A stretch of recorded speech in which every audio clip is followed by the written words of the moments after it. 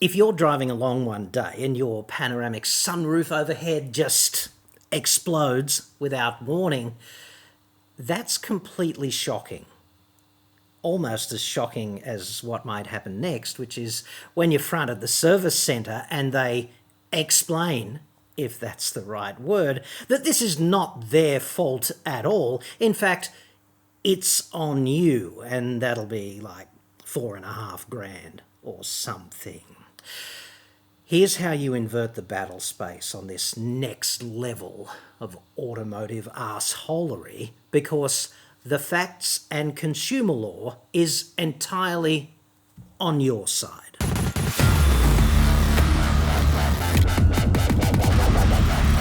I'm John Cadogan from AutoExpert.com.au, and I get new cars cheap. Australia only, website, card. Now, should you be riding along on the freeway of love with the wind against your back in your pink friggin' Cadillac, feeling smugly superior one summer's day and the sunroof just goes pop?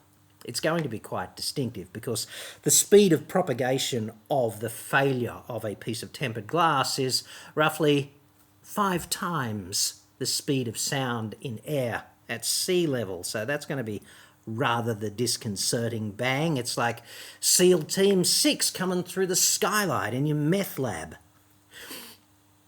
Don't ask me how I know that. However, the light at the end of the tunnel here, even if some mongrel, speaking of which, allow me to complete the picture on the mongrelness of all of this. I feel like Commissioner Gordon in an odd way, only, summoning Satan because there's been an outbreak of integrity instead of Batman to fight evil. Anywho, with that in place, I'm sure you can tell what's coming next. This video is sponsored by OLIGHT, which is beset from 8 p.m. tonight, Wednesday the 15th of February, fortuitously, by a post-Valentine's Day flashlight frenzy. Big savings online until Friday at midnight. Obviously, links in the description and pinned to the comments below. In fact, my all-time favourite EDC torch, which I am now blinding you with, the mighty Warrior Mini 2, is under $100 right now. So don't just sit there looking like Peter Dutton, dude. Despite living in an in-pocket war of attrition on a day-to-day basis with my Leatherman and my overall cumulative mistreatment of it, my faithful Warrior Mini 2 simply refuses to die. And I use it every day, and it is so freaking useful, honestly. 1,750 lumens max, 45 days of runtime if you set it to low, dual switches, which are so important depending on the usage, 3,500 milliamp hours worth of 18650 lithium-ion battery with a proprietary magnetic recharging system. There's a reversible pocket clip, a proximity sensor, it's got strobe mode, it's IPX8 waterproof and drop tested to 1.5 meters. This thing is ruggedized and it is packed with tech. They've got a new colour this month as well. It's called Black Lava, if that matters. The torch is also available in Desert Tan and Basic Black. I've dropped mine more times than I will now admit on camera, once from up high on a ladder onto concrete. Well done for ticking every box. Genius. And here it is, faithfully poised at my side, loyal and ready to defeat the undead, or more likely, just find the car keys in the bottom of a camera bag in a night as dead as a politician's brain. By now, I must have just about every OLIGHT, and this is the one I use for my EDC. You will not prize my Warrior Mini 2 from my cold dead fingers. I plan on taking it with me straight to automotive hell. When you look at the Warrior Mini 2 purely as a return on investment, under $100 for this torch is unbeatable value. I'm not kidding when I say this thing helps me every day. OLIGHT sale goes until midnight Friday the 17th. Dude, just don't come crying to me because you've blown the signing bonus on cool torches. If you're addicted to EDC, that's quite okay with me. Links in the description, plus a code for 12% off outside the sale. And thanks to OLIGHT for sponsoring this episode. A few times a year I get messages such as this. Today's is from a dude named Nige who goes, I was driving my wife's 2021 three-prong GLC 250, there's your first mistake, Nige, north on the Bruce Highway yesterday in temperatures of about 34 degrees, and the effing, this is going to be a salient recurrent theme in Nige's missive, and the effing sunroof let go with an almighty bang. Yes, well it would, because the way tempered glass works, it just lets go like that. It's like a Mach 5 shockwave going X and Y every 6 to 10 millimetres throughout the whole roof. So not the kind of thing you're going to sleep through. That's absolutely for certain. When I fronted up this morning to the F-wit, that's a bit harsh, Nige, but maybe not inappropriate, at the three-pronged customer service centre, so regular viewer, it was exactly as you had said in an earlier video. Mercedes was not taking any responsibility and will definitely not admit to any design defects. The answer was, it's glass, and this happens. I'm sick of car makers saying this. This is tantamount to saying that the sunroof exploding without warning is not a defect. It's just an operational characteristic. Like, come on. Sunroofs are not supposed to fail spontaneously as you drive along a major highway in Australia near a holiday paradise. And if you think that possibly a truck might be able to loft up some projectile from its wheels and it's going to and break the sunroof, then physics says no. We'll get to that. The problem is that I am talking to monkeys. That's harsh. That's not me saying this. This is Nige, baby. I have MB fully comprehensive insurance. Mistake Duos, Nige, because Mercedes-Benz fully comprehensive insurance is not actually Mercedes insurance at all. It's just like Allianz or something. Then they just white label it to you for $2,000 extra. So it's actually just the same as a policy that you could buy from a major insurer for $2,000 less. So let us not be seen coming in this way next time one is at the dealership, shall we? And can probably get this fixed without the $4,500 expense of supply and fitting. Well, I'd suggest you could probably get it fixed for free, because this is a failure of the acceptable quality consumer guarantee, which is a big fat piece of legislation in Australian consumer law. It says that vehicles need to be durable and free of defects. Three-prong. It's not just for toasters, is it? The fact that I can get a hire car whilst, I hate that whilst, it should be while waiting the 4 months to get a glass shipped out and fitted is possible, but a long shot. Well, I'd suggest furthermore that car makers are required to be able to support the product, and they can't blame it on COVID and shipping logistics and all that kind of stuff. They have to be able to fix your product in a timely fashion. That's part of the legislation also. And if they can't do that, a minor defect might become a major defect, and you might therefore be in line for a full refund or replacement. So they would want to get their finger out fairly quickly and get the glass here a little bit speedier than that. Like, we could go shopping online and get something DHL'd from Germany to here in a couple of days. Why can't Mercedes-Benz do that? Why does it have to take 4 months to get a piece of glass here? Riddle me that, Satan. But a long shot. So I'd suggest, as a compromise, the least they could do is cover the cost of you hiring a car, whatever car you want, that's sort of roughly equivalent to your wife's three-prong shitter, only not with a hole in the roof, obviously. That'd be nice. And if you hit them up with a bill for that, you'd probably get them to pay it. Go and talk to a lawyer, because the details really matter, but broadly, that's how this works. Okay, Nige goes on and says, in the meantime, the car, A, is virtually unusable when it rains. Oh, duh. Looks effing awful. What's new? C, can't park it anywhere. What's the point of using it? Quite.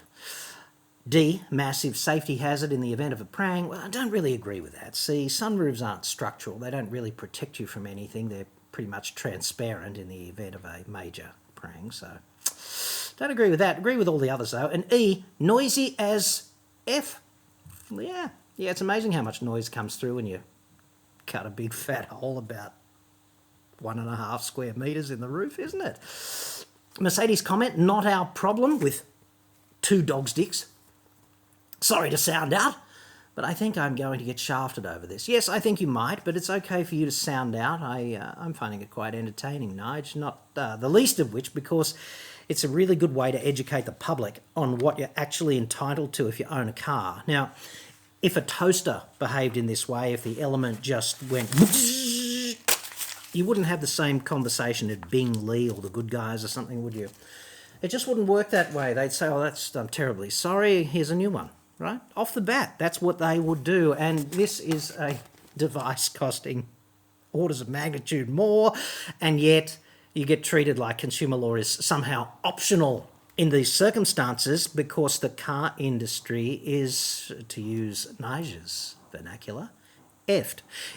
Actually, it's only about 1/3 of car makers doing business badly in this way, but that third really does give the rest of them a bad reputation. I'd suggest it tars them all with the same grubby brush.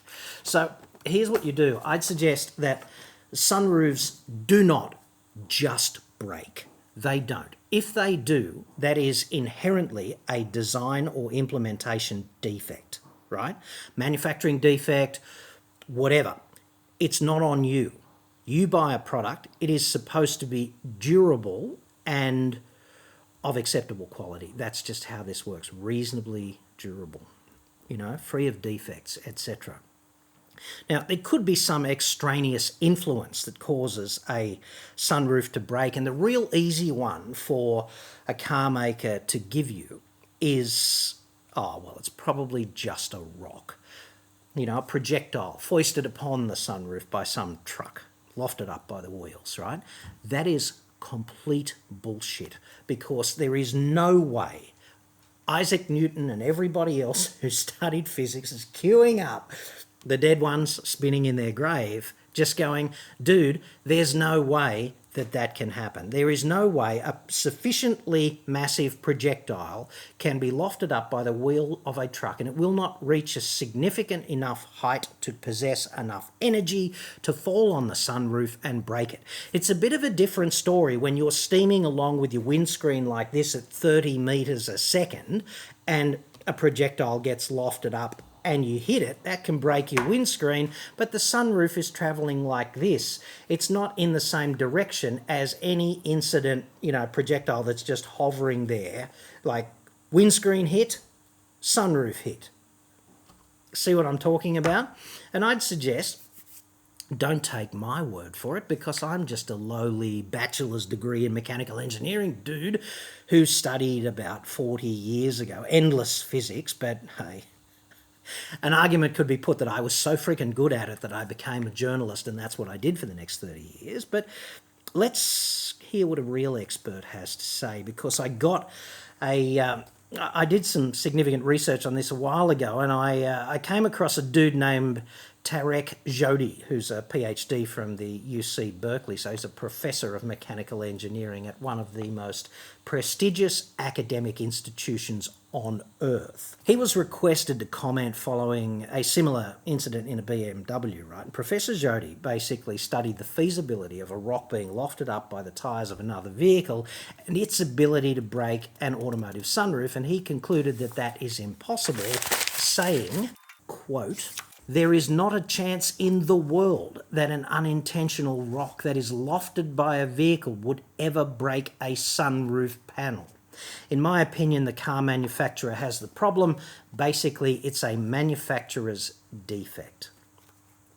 When a dude with a PhD in mechanical engineering says, not a chance in the world, like normally these people hedge their bets and say things like highly unlikely, right? What he's saying is Are you clowns smoking crack even suggesting this? That's kind of where he's at on this. It's not even remotely possible, not a chance in the world, said PhD dude who split his brain in 52 different pieces just to get the physics right on the complex stuff, which this is not, right? So what else can it be? It can only be not reasonably durable or not free from defects. Tell me what the other option is that breaks the sunroof. Have a look at this clip, which is from the public broadcaster in Canada. Dude trapped in the car, it's on fire, it's imperative to get him out. I'm counting 9 different hits from able-bodied dudes who are highly motivated to get this done quickly using improvised tools, and it takes 9 hits to break the side glass. Now, admittedly, they are hitting it in the wrong place because they don't understand the physics of tempered glass. If you want to break a window, look for a 90-degree corner at the top and punch it there. The best thing to use, incidentally, is one of these. It's a spring-loaded centre punch, and basically you just layer it up against the corner, press it like that, and the point load and the shockwave from that will just propagate a crack all through the glass. The other reason that the glass doesn't fail completely there is that the window is tinted, and it's the tinted layer that's holding it together. Basically, once tempered glass fractures, it just disappears into little tiny chunks, right? And the way this works, if you want to know the physics of it, tempered glass is much tougher than the glass in the windows of most houses, which is annealed glass. What they do is they get the glass, they put it through an industrial process. That means it goes through an oven, heats it up to the transition temperature, which is like 600 degrees, something like that. And then as it comes out of the oven, these cold air jets hit the outside surfaces of the glass and they cool it off rapidly. And this leads to a layer of glass on the outside, on both the top and the bottom surface of the sunroof, or the inner and outer surface of the side windows of your car. And that surface has really high residual compressive stresses built into it. Whereas the meat of the glass in the middle is under tension. Okay, and you look at the glass and you can't see any of that residual stress, but it's there.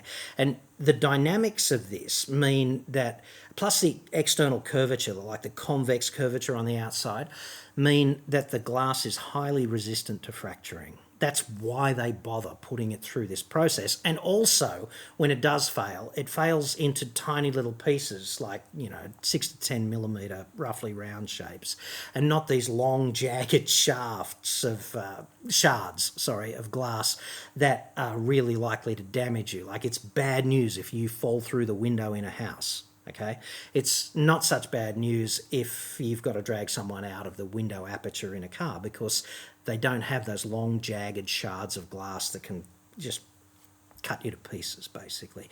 So the failure mechanism helps and the toughness really helps.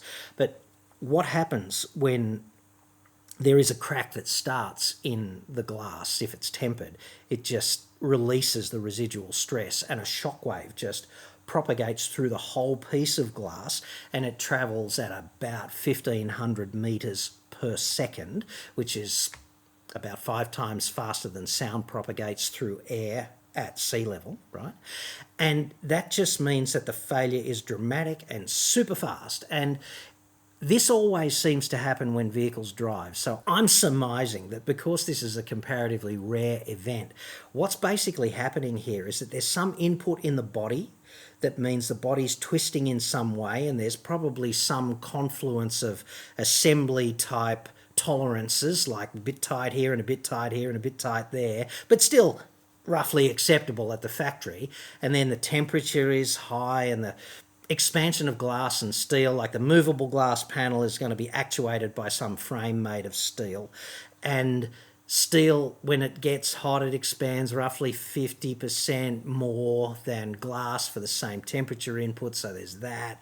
And you get this weird sort of confluence of events that leads to a crack in the glass, and boom, all of a sudden, it's a really loud explosion inside the car, and you've got no sunroof. But it's not on you, because you can't do this. You can't make this happen as you're driving along, and it's not able to be attributed to a projectile. And look, the pro tip on projectiles is, the thing about a projectile, let's say a projectile hits whatever, it bounces, right? Depending on the elasticity of the thing it hits, depends on the bounce, right? But the bounce can only happen if the structural integrity of the thing that it hits is maintained, right? If a projectile hits a piece of glass with sufficient energy to break the glass disappears, and then there's no balancing action and reaction are equal and opposite Newton's third law type of force to cause the projectile to rebound off the piece of glass. And that means if a projectile breaks a sunroof, guess where the projectile ends up? In the back seat, dude. It's just going to be sitting there. So if there's no projectile in the car and a PhD in mechanical engineering says that can't happen, then guess what? It's not a projectile. It's a defect in the construction, design, or manufacturing of that sunroof. It just is. And the fact that it's rare in statistical terms means that it's down to some weird confluence of tolerances and also inputs from the road, like causing the body to twist exactly the wrong way at exactly the wrong time at exactly the wrong temperature to just go over the stress limit of the glass. And all we need near the corner of the glass is, incidentally, the reason why you would always try to break a piece of tempered glass in the corner is because that's where the residual stresses are at their least balanced, because right in the middle here, the compression all around a particular point is more or less equal, but up here in a corner, there's not as much balancing compression coming from this part near the corner, and that means near the corner is more vulnerable to spring-loaded centre punch. This is especially relevant if you ever come along and see a child trapped in a car in the sun, or a pet, okay, like a dog or a cat or something, in a car just getting baked because the owner's an asshole. Near the corner. Works every time. Okay, so the bottom line here is that you just need to talk to a lawyer, get the details right, and you need to put it on them and say this is a manufacturing defect. The onus is on them to prove that it's not a manufacturing defect because the car has not been reliable and it has not been durable at all. It doesn't meet the durability expectations of a reasonable consumer, and you just need to keep putting it back on them, okay? Because the law is on your side and they're just trying to brush you because they're operating from this position of apparent power. And that's why the framing of consumer law in this country shits me. It's because if everybody proceeds with integrity, consumer law would work just fine. Like a reasonable service department would say to you, yeah, dude, that's on us. We're terribly sorry. Here's a loaner. We'll fix it for you for free. And you'd come away happy as Larry and you wouldn't have to write to me. Happy days. But because there's an imbalance of power and no really strong policeman, like the ACCC is just, narcolepsy every day of the week ending in Y, because we live in that world, powerful entities who don't give a crap about anything except maximising their own profit feel like it's their obligation to take advantage of you when you are in this vulnerable position. And on my world, that sucks. But if push comes to shove, the law is on your side and you just need to make it sufficiently difficult for them. And hopefully they will turn this around. I'd say to them, fuck you and the horse you rode in on. Why do you think I've got the three-prong inverted here? Because they're the worst at it. They should be the best at it, because look at the absolute bipolarity of Mercedes-Benz ownership. When you are a prospective customer, it's all slaps on the back and handshakes and we're your best friend. And when you're front at the service department with a big hole in the top of your car which you can't park anywhere and is no longer secure against theft or the elements, it's like, fuck you, dude, that's going to be $4,500. This happens all the time. That is patently unacceptable.